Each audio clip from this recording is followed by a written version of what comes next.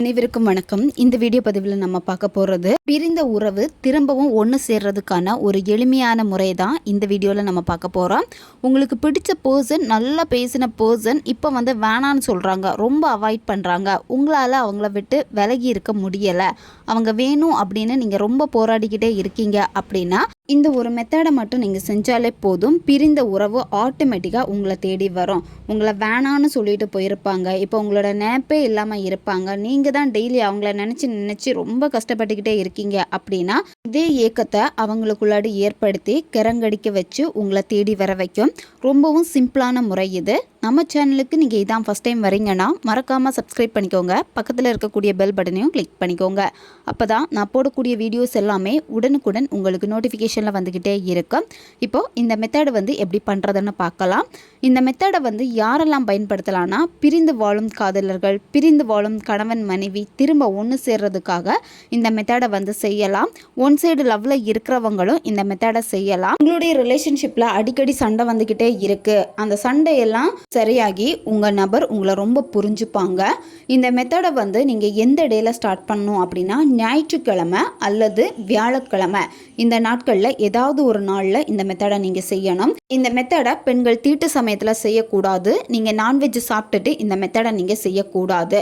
எந்த நேரத்தில் இந்த மெத்தடை செய்யணும் அப்படின்னா நைட்டு தூங்க போகிறதுக்கு முன்னாடி இந்த மெத்தடை செய்யணும். நீங்கள் எப்போ தூங்க போவீங்களோ தூங்க போகிறதுக்காக ஒரு 10 அல்லது 15 நிமிஷத்துக்கு முன்னாடி இந்த மெத்தடை நீங்கள் செய்யுங்க.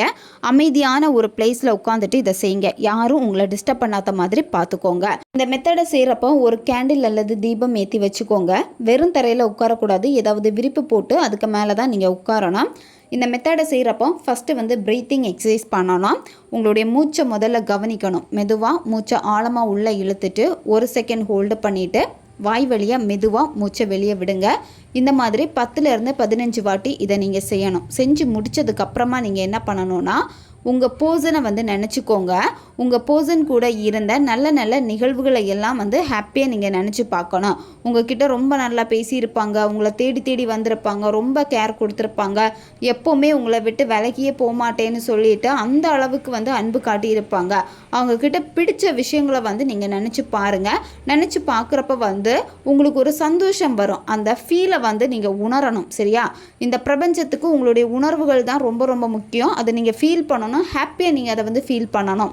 அடுத்து நீங்கள் என்ன பண்ணணும்னா 2 கையிலையுமே கல்லுப்பு எடுத்துக்கோங்க. சரியா? உங்களுடைய கைக்குள்ளாடி அடங்குற மாதிரி 2 கையளவுக்கு எடுத்துக்கோங்க. கீழே சிந்தாத்த மாதிரி எடுத்துக்கோங்க. மெடிடேஷன் பண்ணுற மாதிரி உட்காந்துக்கோங்க. முதுகு தண்டு நேரே இருக்கணும்.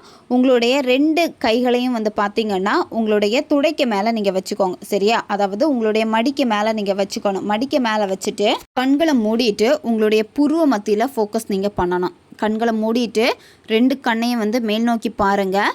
புருவ மத்திங்கிறது 2 புருவங்களுக்கு நடுவில் இருக்கக்கூடிய பகுதி. கண்களை மேல் நோக்கி பார்த்துட்டு நீங்கள் என்ன பண்ணணும் அப்படின்னா உங்கள் நபரை உங்களுடைய புருவ மத்தியில் கொண்டு வரணும். அவங்களுடைய உருவத்தை கொண்டு வரணும். ஃபஸ்ட்டு 3 வாட்டி அவங்க பேரை நீங்கள் சொல்லணும். 3 வாட்டி பேரை சொல்லிவிட்டு அதுக்கப்புறமா உங்கள் பர்சன் இப்போ உங்ககிட்ட ரொம்ப நல்லா இருக்காங்க, நீங்கள் என்ன ஆசைப்பட்டீங்களோ அது உங்களுக்கு நடந்துடுச்சு, அவங்களே கால் பண்ணுறாங்க, மெசேஜ் பண்ணுறாங்க, நீங்கள் ஆசைப்பட்ட மாதிரி அவங்க உங்ககிட்ட லவ்வை சொல்லிட்டாங்க, கல்யாணம் பண்ணிக்கிட்டீங்க, சந்தோஷமாக இருக்கீங்க, உங்களுக்கு என்ன வேணுமோ அந்த விஷயம் நடந்துடுச்சு அப்படின்னு நடந்து முடிஞ்ச மாதிரி அந்த உணர்வு நிலைகளை நீங்கள் ஹாப்பியாக நினச்சி பார்க்கணும். ஹாப்பியாக நினச்சி பார்த்துட்டு அதுக்கப்புறமா அவங்க பேரை சொல்லிவிட்டு நீ 24 மணி நேரமும் என்னை மட்டும்தான் அதிகமாக நினச்சிக்கிட்டே இருக்க. இன்று என்னுடைய அன்பு எவ்வளவு ஆழமானது என்பதை நீ முழுமையாக என்னை புரிந்து கொண்டாய். என் காதலை இன்று முழுமையாக நீ ஏற்றுக்கொண்டதற்கு நன்றி. நீ எப்போதும் என்னை மட்டுமே அதிகம் நேசிக்கிறாய். நீ என்னை மட்டுமே எப்போதும் தேடி தேடி வருகிறாய். உனக்கு எப்போதும் என்னுடைய ஞாபகம் மட்டும்தான் அதிகமாக இருக்கு. நம்முடைய காதல் மிகவும் புனிதமானது, மிகவும் நேர்மையானது. எப்போதும் என் அன்பை நீ முழுமையாக புரிந்து கொண்டிருப்பதற்கு நன்றி. இந்த வார்த்தை நீங்கள் சொல்லணும். 3 வாட்டி நீங்கள் சொல்லணும். இந்த வார்த்தைகளை சொல்கிறப்போ புருவ மத்தியில் தான் உங்களுடைய கவனம் இருக்கணும். இந்த வார்த்தைகளை சொல்லி முடிச்சதுக்கு அப்புறமா கையில் இருக்கக்கூடிய இந்த உப்பை நீங்கள் என்ன பண்ணணும்னா எல்லோ கலர் துணி அல்லது சிவப்பு நிற துணி, சரியா, கர்ச்சிப் சைஸில் இருக்கணும். அந்த துணி வந்து புதிய துணியாக இருக்கணும். அந்த துணியில் வச்சுட்டு இந்த கல்லுப்பை அந்த துணியில் வச்சுட்டு இதில் வந்து ஒரு கிராம்பை வச்சுட்டு நீங்கள் இதை மூட்டை மாதிரி கட்டிடுங்க. சரியா? இந்த மூட்டையை நீங்கள் என்ன பண்ணணும்னா நீங்கள் தூங்கக்கூடிய உங்களுடைய ரூமில் ஜன்னல் இருந்துச்சுன்னா அந்த ஜன்னலில் வந்து கட்டி விட்டுருங்க. அப்படி இல்லைன்னா உங்களுடைய தலகாணிக்கு அடியில் வச்சுட்டு நீங்கள் தூங்கலாம். 7 நாட்கள் இந்த மூட்டை உங்ககிட்ட தான் இருக்கணும். இப்போ நீங்கள் ஒர்க்குக்கெல்லாம் போகிறீங்க அப்படின்னா இதை வந்து எடுத்துகிட்டு போகலாம். ஆனால் நீங்கள் வந்து வாஷ்ரூம் எல்லாம் போகிறீங்கன்னா அந்த இடத்துக்கு எடுத்துகிட்டு போகவே கூடாது. உங்கள் பேகை வந்து வேறு யாராவது எடுக்கிறாங்க அப்படின்னா இதை வந்து டச் பண்ணக்கூடாது. அந்த மாதிரி சேஃபாக இருக்குது அப்படின்னா நீங்கள் கொண்டு போகலாம். அப்படி இல்லைன்னா வீட்டிலே நீங்கள் வச்சுருங்க. நைட்டு தூங்க போகிறப்ப தலகாணிக்கு அடியில் நீங்கள் வச்சுக்கோங்க. இப்போ நீங்கள் ஜன்னலில் கட்டி விட்டுட்டீங்க அப்படின்னா அப்படியே வந்து இருக்கட்டும். 7 நாட்கள் அப்படியே வந்து இருக்கட்டும். சரியா?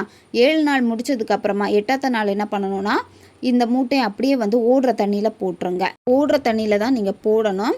குளத்துல எல்லாம் தூக்கி போடக்கூடாது. ஏன்னா குளத்தில் தண்ணி வந்து தேங்கி நிற்கும். ஏரி, ஆறு, ஸோ இந்த மாதிரி ஓடுற நீர்நிலைகளில் போட்டுருங்க. கடலில் கூட நீங்கள் போட்டுக்கலாம். ரொம்பவும் எளிமையான ஒரு முறை தான் இது. இதை நீங்கள் செஞ்ச 7 நாட்களுக்குள்ளாடியே உங்களுக்கு நல்ல ரிசல்ட் கிடைக்கும். யாரை நினச்சி செஞ்சீங்களோ அந்த நபருக்கு உங்கள் மேலே இருக்கக்கூடிய கோவங்கள் எல்லாமே வந்து குறைய ஆரம்பிக்கும்.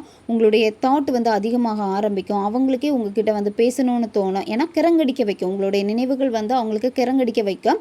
ஒரு ஏக்கத்தை வந்து ஏற்படுத்திக்கிட்டே இருக்கும். பேசணும் அப்படின்னு ஆட்டோமேட்டிக்காக அவங்களே வந்து பேசுவாங்க.